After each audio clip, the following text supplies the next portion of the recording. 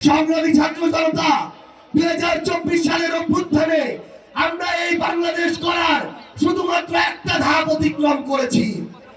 আগামীর যে 26-এর নির্বাচন, এই নির্বাচন হচ্ছে আমাদের কাঙ্ক্ষিত বাংলাদেশ গড়ার দ্বিতীয় গুরুত্বপূর্ণ ধাপ।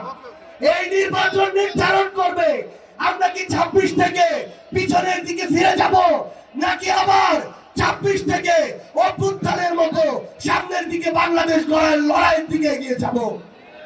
আমরা সামনের দিকে এগিয়ে যাব কিনা, চাঁদাবাজদের বিরুদ্ধে লড়াই চলবে কিনা, দখলদারদের বিরুদ্ধে লড়াই চলবে কিনা, মিথ্যা মামলার বাণিজ্য যারা করছে তাদের বিরুদ্ধে লড়াই চলবে কিনা, যারা মানুষকে হুমকি দিচ্ছে, হয়রানি করছে তাদেরকে আমরা বয়কট করব কিনা।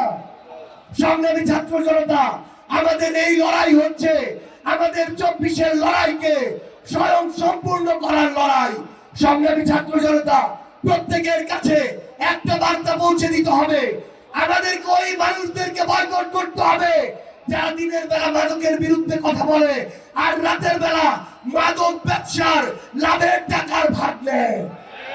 আমাদের ওই মানুষদেরকে রুখে দিতে হবে যে মানুষগুলো দিনের বেলা শিক্ষা প্রতিষ্ঠানের উন্নতির কথা বলে আর রাতের আধারে কোন শিক্ষা প্রতিষ্ঠানে নিজের দলের কোন চাটুকারকে সভাপতি সেক্রেটারি বানিয়ে শিক্ষা প্রতিষ্ঠানকে নষ্ট করবে সেই পরিকল্পনা করে। আমাদেরকে ওই মানুষদেরকে বয়কট করতে হবে যারা দিনের বেলা নির্বাচনের আগের 2 মাস জনদরদি হয়ে উঠে নির্বাচনের পরে 4 বছর 10 মাস হারিকেন ধরাও খুঁজে পাওয়া যায় না। আমাদের ওই মানুষদের বিরুদ্ধে দাঁড়াতে হবে যে মানুষগুলো শ্রমিকের সন্তানকে শ্রমিক বানায়, শ্রমিকের পরবর্তী প্রজন্মকে শ্রমিক বানায়, কিন্তু নিজের সন্তানকে বিদেশে পড়াশোনা করায়।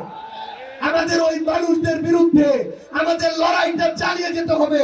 যে মানুষগুলো নিরপেক্ষ প্রশাসনের কথা বলে কিন্তু রাতের আধারে প্রশাসনকে প্রভাবিত করে নিরপরাধ মানুষদেরকে হয়রানি করে। সংগ্রামী ছাত্র জনতা, আমি শুধু আপনাদেরকে এই অনুরোধটাই করব, মহান আল্লাহ তাআলা স্বাধীনতার পরে এই প্রথমবারের মতো আমাদেরকে এই সুযোগ দিয়েছেন। আগামী 50 বছরেও এই সুযোগ আসবে কিনা আমরা জানি না। আমরা যেন আমাদের এই আমানতের খেয়ানত না করি।